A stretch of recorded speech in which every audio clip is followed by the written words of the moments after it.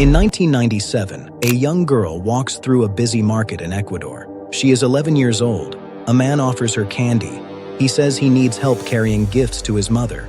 She never comes home.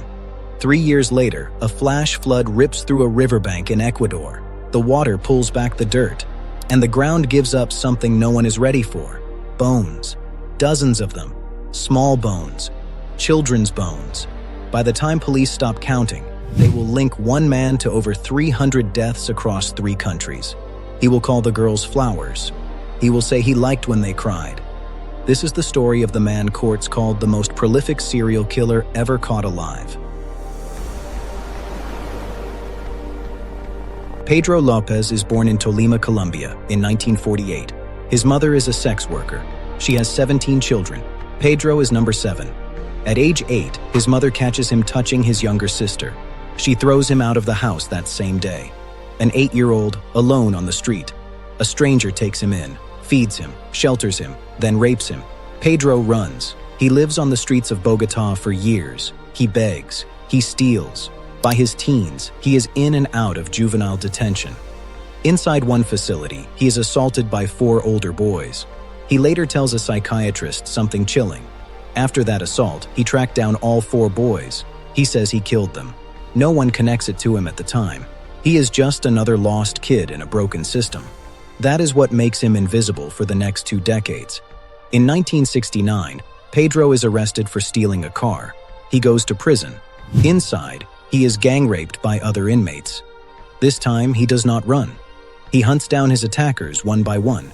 He kills 3 of them inside the prison walls.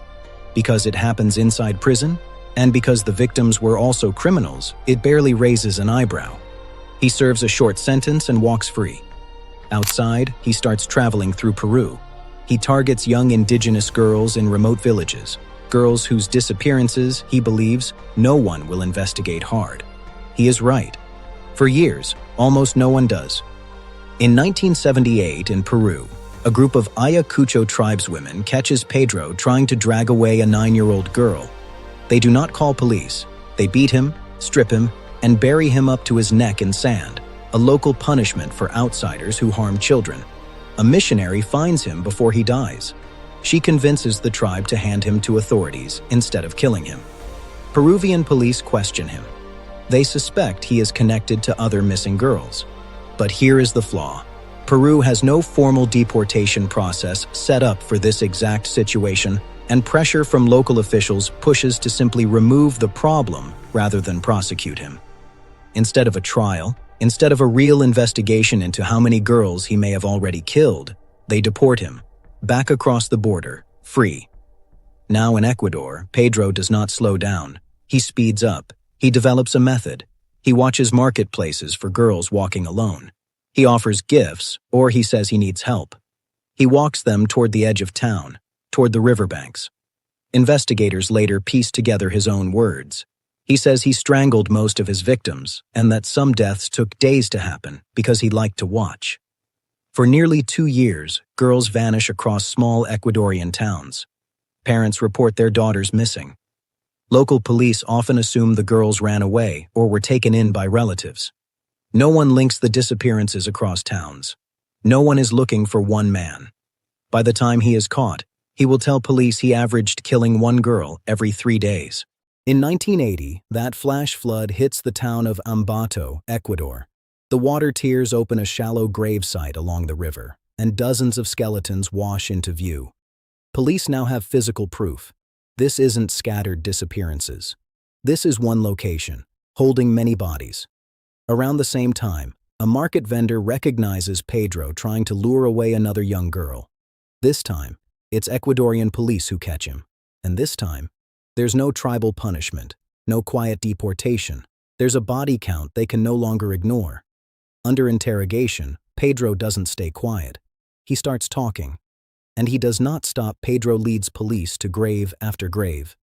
He walks investigators through hillsides and riverbanks, pointing out where he buried girls whose names were never even reported missing. Police recover at least 53 bodies in Ecuador alone, but Pedro claims a far higher number, around 100 in Ecuador, and by his own account, roughly 300 total across Colombia, Ecuador, and Peru combined. Because Ecuador had no death penalty and a maximum sentence cap at the time, Pedro is sentenced to just 16 years, the maximum allowed by Ecuadorian law, despite confessing to what may be the highest victim count of any convicted serial killer in modern history. In 1994, after serving less than half his sentence due to good behavior credits, Pedro López walks out of an Ecuadorian prison. He is later deported to Colombia, where he is briefly held in a psychiatric facility, then released again in 1998. After that, he disappears. No confirmed sighting of him exists after 1998. To this day, no one knows for certain if he is alive or dead.